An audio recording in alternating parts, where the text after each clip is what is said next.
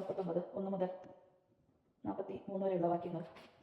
പുരോഹിത വസ്ത്രങ്ങൾ. മോശയ്ക്ക് കർത്താവ് നൽകിയ കൽപ്പനയനുസരിച്ച് അവൻ വിശുദ്ധ കൂടാരത്തിലെ ശുശ്രൂഷകർക്ക് വേണ്ടി നീലം, ധ്രുവം, കടുംചുവപ്പ് എന്നീ വർണ്ണങ്ങളുള്ള നൂലുകൾ ഉപയോഗിച്ച് നേർമയും വസ്ത്രങ്ങൾ നിർമ്മിച്ചു. അഹറോസിന് വേണ്ടിയുള്ള വിശുദ്ധ വസ്ത്രങ്ങളും ഉണ്ടാക്കി. സ്വർണ്ണവും നീലം, ധ്രുവം, കടുംചുവപ്പ് എന്നീ വർണ്ണങ്ങളുള്ള നൂലുകളും നേർമയിൽ നെയ്തെടുത്തു. ചണത്തുണിയും ഉപയോഗിച്ച് അവൻ എഫോദ് ഉണ്ടാക്കി. അവർ സ്വർണ്ണം തല്ലിപ്പരത്തി നേരിയ നൂലുകളായി വെട്ടിയെടുത്ത് നീലം, ധ്രുവം, കടുംചുവപ്പ് എന്നീ വർണ്ണങ്ങളിലുള്ള നൂലുകളും നേർമയിൽ നെയ്തെടുത്ത ചണത്തൂണുകളിലും വിദഗ്ധമായി ഇണക്കി ചേർത്തു. എഫോദിന് തോൽബാറുകൾ ഉണ്ടാക്കി അതിന്റെ രണ്ടറ്റങ്ങളിൽ യോജിപ്പിച്ചു. എഫോദിന് ചുറ്റിയിരുന്ന വട്ട എഫോദിനെ പോലെ തന്നെ സ്വർണ്ണവും നീലം, ധ്രുവം, കടുംചുവപ്പ് എന്നീ വർണ്ണങ്ങളുള്ള നൂലുകളും നേർമയിൽ നെയ്തെടുത്ത ചണത്തുണിയും ചേർത്ത് കർത്താവ് മോശയോട് കൽപ്പിച്ച പ്രകാരമായിരുന്നു ഉണ്ടാക്കിയത്. ചെത്തിയൊരുക്കിയ വൈഡൂര്യ കല്ലുകൾ മുദ്ര പോലെ ഇസ്രായേലിന്റെ പുത്രന്മാരുടെ പേരുകൾ കൊത്തി കല്ലുകൾ സ്വർണ്ണ തടികളിൽ പതിച്ചു. കർത്താവ് മോശയോട് കൽപ്പിച്ചതനുസരിച്ച് ഇസ്രായേൽ പുത്രന്മാരുടെ സ്മാരകശിലകളായി അവ എഫോദിന്റെ തോൽവാറുകളിൽ ഉറപ്പിച്ചു.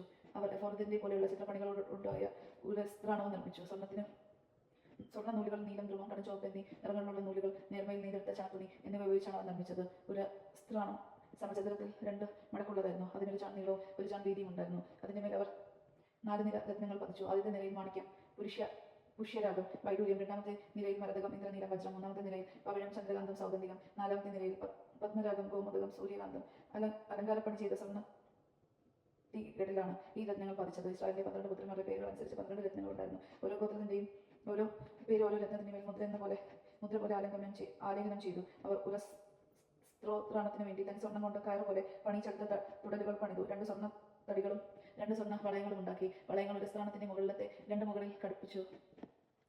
2 സ്വർണ്ണ തുടലുകൾ ഉരസ്ത്രാണത്തിന്റെ മൂലകളിലുള്ള വളയങ്ങളിൽ കൊളുത്തി. സ്വർണ്ണ തുടലുകളുടെ മറ്റേ അറ്റങ്ങൾ സ്വർണ്ണ തകിടുകളിൽ ഘടിപ്പിച്ചു.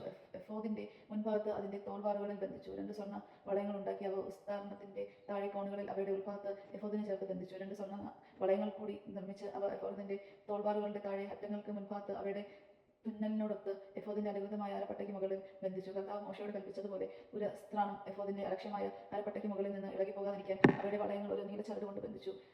എഫോദിന്റെ നീലങ്കി നീല നിറത്തിൽ നെയ്തെടുത്തു. തല കടത്താൻ അതിന്റെ നടുവിൽ ഒരു ദ്വാരം ഉണ്ടായിരുന്നു. ധരിക്കുമ്പോൾ കയറി പോകാതിരിക്കാൻ ഉടുപ്പുകൾക്ക് ചെയ്യാറുള്ളതുപോലെ ദ്വാരത്തിന് ചുറ്റും ഒരു നാട തുന്നി പിടിപ്പിച്ചു. നീലങ്കിയുടെ വിളുമ്പിനും ചുറ്റും നീലം, ധ്രുവം, കടുംചുവപ്പ് എന്നീ വർണ്ണങ്ങളിൽ ഉൾപ്പതിച്ച ചണങ്ങൾ കൊണ്ട് മാതള നാരങ്ങൾ തുന്നി ചേർത്തു.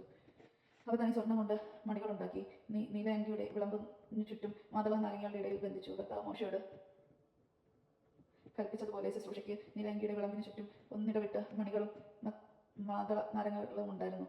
അവർ അഹറോനും അവന്റെ പുത്രന്മാർക്കും വേണ്ടി നേർത്ത ചണം കൊണ്ട് അങ്കികൾ നെയ്തു. നേരിയ ചണം കൊണ്ട് തലപ്പാവും തൊപ്പിയും, നേരിയ ചണച്ചരട് കൊണ്ട് കാൽച്ചട്ടയും ഉണ്ടാക്കി. കർത്താവ് മോശയോട് കൽപ്പിച്ചതുപോലെ അവൻ നേർത്ത ചണത്തിന് നീലം, ധ്രുവം, ചുവപ്പ് എന്നീ വർണ്ണങ്ങളിലുള്ള നൂലുകൾ ഉപയോഗിച്ച് ചിത്ര തയ്യലിൽ അരപ്പട്ടയുണ്ടാക്കി. വിശുദ്ധ കിരീടത്തിന്റെ തകിട് അവർ തനി സ്വർണ്ണം കൊണ്ട് നിർമ്മിച്ച് അതിന്റെ മേൽ ഒരു മുദ്ര എന്നപോലെ കർത്താവിന് സമർപ്പിതൻ എന്ന് കൊത്തിവെച്ചു. കർത്താവ് മോശയോട് കൽപ്പിച്ചതുപോലെ തലപ്പാവിന്റെ മുൻവശത്ത് ബന്ധിക്കാൻ തകിടിന്മേൽ ഒരു നീലച്ചരട് പിടിപ്പിച്ചു. ഇങ്ങനെ സമാഗമന കൂടാരത്തിന്റെ പണികളെല്ലാം അവസാനിച്ചു. കർത്താവ് മോശയോട് കൽപ്പിച്ചതനുസരിച്ച് ഇസ്രായേൽ ജനം എല്ലാ കാര്യങ്ങളും ചെയ്തു. അവർ കൂടാരം അതിന്റെ എല്ലാ ഉപകരണങ്ങളും കൂടി മോശയുടെ അടുക്കൽ കൊണ്ടുവന്നു.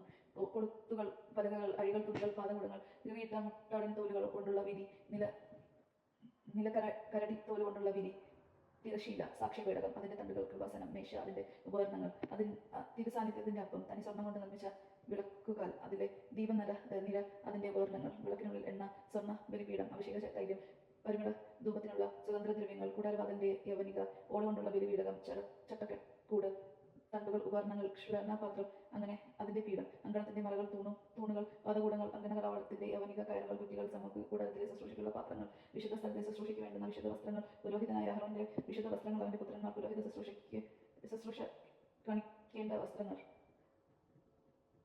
കർത്താവ് മോശയോട് കൽപ്പിച്ചതുപോലെ തന്നെ ഇസ്രായേൽ ജനം ഇവയെല്ലാം ഉണ്ടാക്കി. അവർ ചെയ്ത ജോലികളെല്ലാം മോശ പരിശോധിച്ചു. കർത്താവ് കൽപ്പിച്ചതുപോലെ തന്നെ അവർ പ്രവർത്തിച്ചിരുന്നു. മോശ അവരെ അനുഗ്രഹിച്ചു. ദൈവമാണ് നാം കേട്ടത്. നമുക്ക് ദൈവത്തെ സ്തുതിക്കാം. ക്രിസ്ത്യാനിക്ക് സ്തുതി.